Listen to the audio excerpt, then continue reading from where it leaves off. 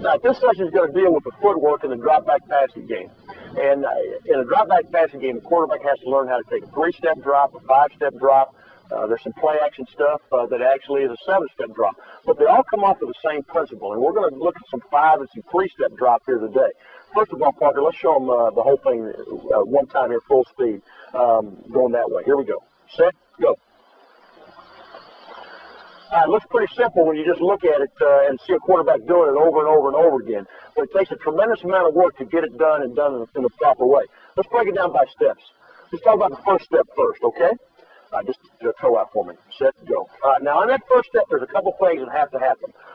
Number one, you'll see that Parker has toed out. What that means is he's pushing off the cleats of his front foot, which enables him to take no false steps, which is very important.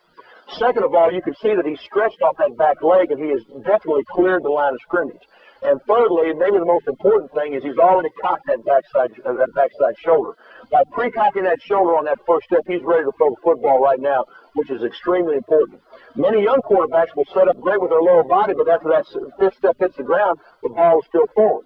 And what happens is they have to loop the ball to bring it back. Their lower body already starts forward, and the ball goes everywhere. Okay, now after that first step, I just take a short first step there. All right, now the second step is really a crossover, but we want to leap that crossover. Give us a good second step there, Parker. We want to leap that crossover and try to gain as much ground as we can. All right, off that second step now, let's bring it back here where we can get it in the camera. So we've taken our first step, short one, taking our crossover. Now our third step now is a stretch step where we're going to try to get as much width as we can. All right, go.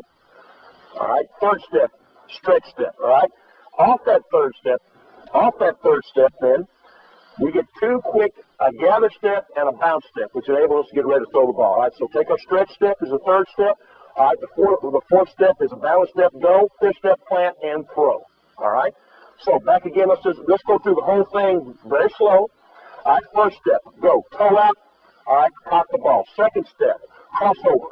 Third step, leap. Fourth step, gather. Fifth step, pop, and go. Okay. If you get down there, let's give a little full speed look here and let's throw a football with it right here.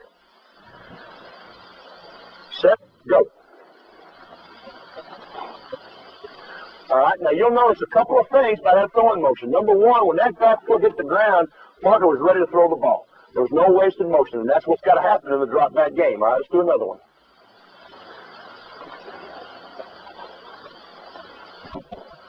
All right, let's do one more. Now this time, Parker, let's regather like we're going to our second choice, okay?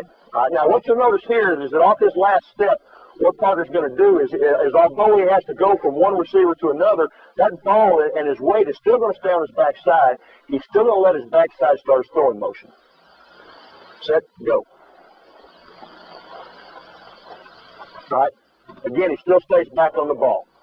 5-step drop, the basic of a drop back passing game. Remember, first step, pivot out, get the ball cocked. Second step is a crossover. Third step is stretch, gather, plant, and throw. That's the drop back game.